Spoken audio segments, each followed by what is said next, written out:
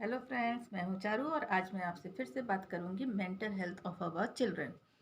तो mental health जो ये इशू है, ये बहुत ही इम्पोर्टेंट इशू आजकल के लिए हो चुका है और पेरेंट्स को इस चीज़ की अवेयरनेस होना बहुत ज़्यादा ज़रूरी है कि वो अपने बच्चों की मेंटल हेल्थ का ध्यान रखें। तो जब तक उनमें अवेयरनेस नहीं आएगी तो वो इस चीज़ पे फोकस ही नहीं करेंगे और बस इन बातों के पीछे पड़े रहेंगे कि इसके नंबर नहीं आते हैं, इसका पढ़ाई में मन नहीं लगता है। बस एक जो मेन मुद्दा होता है पेरेंट्स का, वो यही होता है कि हमारा बच्चा पढ़ लिख जाए और उसके अच्छे नंबर आए, क्लास में अच्छी पोजीशन आने लगे बस। लेकिन ज़माना बदल चुका है और हम सभी ने अपने बच्चों के हाथ में स्मार्टफ़ोन दे दिए हैं। तो ऐसे में हमको भी ट्रेनिंग चाहिए है। जब तक हम ट्रेंड नहीं होंगे, हम अपने बच्चों का डेवलपमेंट सही तरीके से नहीं कर सकते हैं। तो हमको किस तरीके से अपने माइंड को ट्रेन करना है, अपनी जो लाइफ स्टाइल है, उसको चेंज करनी है। पीएम मोदी की मुझे एक बात याद आ रही है। उनका एक कार्यक्रम चलता था मन की बात।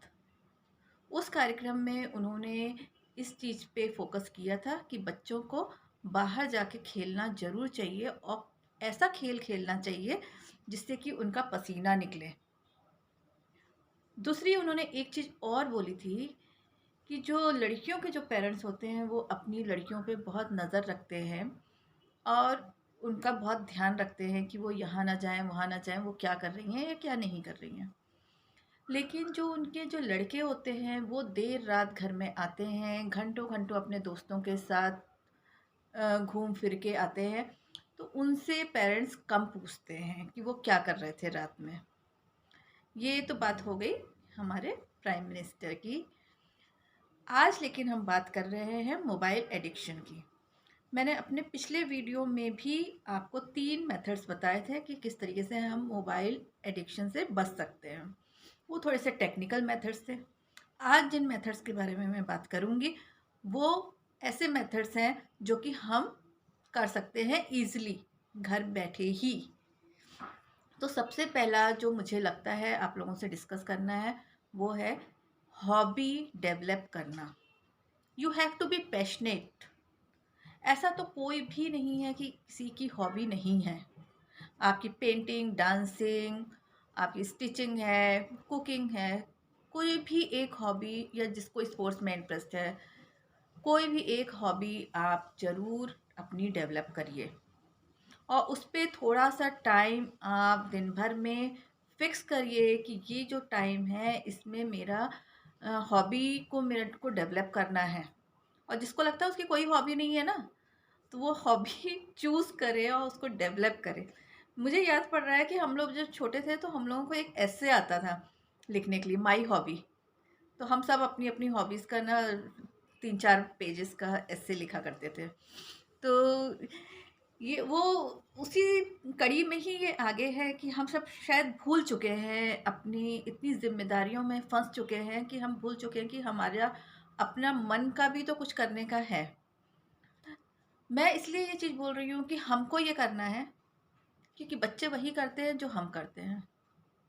बच्चे हमको देखते हैं, हमको कॉपी करते हैं हर चीज़।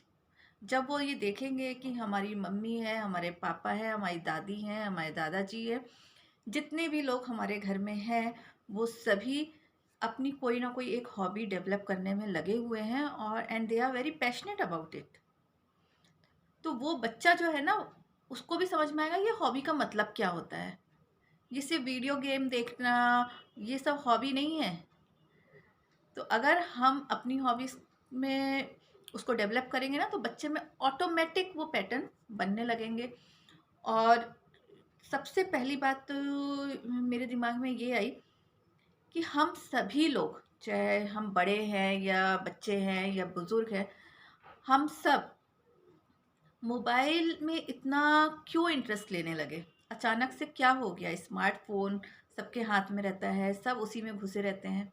इसका मतलब है ज़रूर उसमें कोई इंटरेस्टिंग चीज़ें हैं जो कि हमको अच्छी लगती हैं और हम वही करना चाहते हैं जो हमारे मन को अच्छा लगता है, हमारे मन को भाता है, जिससे हमको खुशी मिलती है।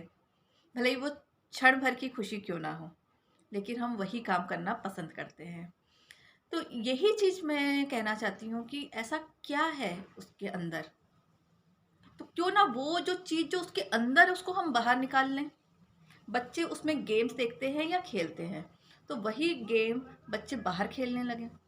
हम क्या देखते हैं, हम या तो एंटरटेनमेंट वाली चीज़ें देखते हैं उसमें, या फिर हम उसमें कोई नॉलेजेबल चीज़ देखते हैं या सुनते हैं। तो जब हम कोई नॉलेजेबल चीज़ देख रहे हैं या सुन रहे हैं, तो उसको हम अपने जीवन में भी लाने की कोशिश क्यों नहीं करते हैं, ये वाली बात हो गई।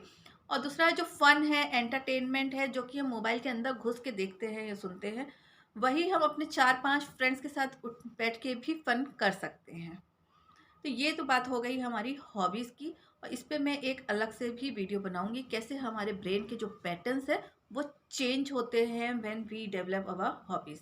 तो मोबाइल एडिक्शन से बचने का ये एक बहुत ही कारगर मेथड है।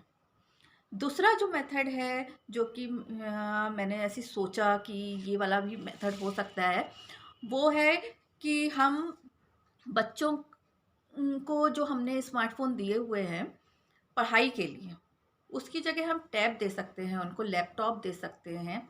लैपटॉप को या टैब को हम अपने टेलीविज़न से सिंक कर सकते हैं। जब हम ऐसा करेंगे तो बड़े स्क्रीन में जब चीज़ें आने लगेंगी, तो हमको समझ में, हम चलते-फिरते भी देख सकते हैं कि बच्चे कितना पढ़ रहे हैं, कि कौन-सा कंटेंट देख रहे हैं।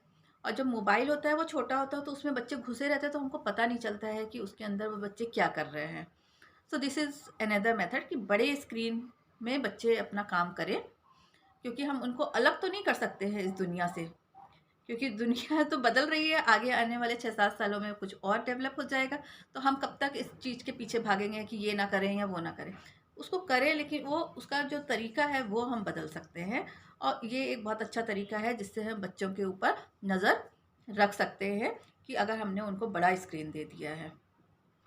थर्ड मेथड है क्वालिटी टाइम स्पेंड करना। सपोज़ रात के 8 बजे या 9 बजे हम लोग पूरे घर के जितने भी मेंबर्स हैं, हम सब एक साथ बैठ जाएँ ड्राइंग रूम में, या कोई भी एक एरिया हम ले लें और हम सब बैठ जाएँ, और सब लोग अपने-अपने गैजेट्स के साथ बैठ जाएँ। कोई अपना वर्क कर रहा है, कोई टीवी सीरियल देख रहा है उसी में, कोई मूवी देख रहा है, या कोई अपना पढ़ाई कर रहा है, या कोई वीडियो गेम देख रहा है, या कोई खेल रहा है, कुछ भी, मतलब एनीथिंग व्हाटएवर, जिसको जो करना है करे, बट सब एक साथ बैठ के करने लगे हैं अगर, तो ऐसे में क्या होगा कि एक तो सबकी एक दूसरे के ऊपर नज़र भी रहेगी, और कोई गलत काम इतनी जल्दी नहीं करेगा। दूसरा ये है कि हम ये सब करने के बाद हम बच्चों से या आपस में एक दूसरे के साथ बीच-बीच में बातें भी कर सकते हैं। तो ये भी शेयरिंग टाइप की होती रहेगी। और साथ में हम ये भी कि थोड़ी देर के बाद, सपोज़ हाफ़ एन आवर या 1 आवर के बाद, हम एक-दूसरे से पूछ भी सकते हैं कि आप क्या कर रहे थे? आपने क्या किया? आपने क्या सीखा? इस तरीके की भी हम ऐसे बोलचाल में ऐसे बातचीत कर सकते हैं, और एक-दूसरे से शेयर कर सकते हैं। तो this is a sort of learning by sharing, and we all know that sharing is caring. तो जब हम शेयर करते हैं, तो हम एक-दूसरे की भावनाओं की कद्र भी कर रहे हैं। इसमें इस चीज़ पे भी फ़ोकस करें कि इसमें लड़ाई झगड़ा ना करने लगें, आर्गुमेंट्स ना करने लगें, लेकिन शेयर करें कि आपने क्या सीखा और हमने क्या सीखा। हमने ये जो 1 घंटा हम यहाँ पे जो बैठे थे आपके साथ में, मोबाइल के साथ में या अपने लैपटॉप के साथ में, तो हम कर क्या रहे थे? तो इस तरीके की जब चीज़ें होंगी, तो बच्चों को भी समझ में आएगा कि पेरेंट्स भी यूज़ कर रहे हैं, लेकिन वो प्रॉपर यूज़ कर रहे हैं। और हम जो काम कर रहे हैं, अगर वो बच्चा सपोज़ गलत काम कर रहा है, तो वो थोड़ा-सा तो गिल्ट में आएगा कि अब मम्मी-पापा हमसे क्वेश्चन करने वाले हैं कि ये तुमने क्या किया? So these are the 3 methods which I have shared with you all.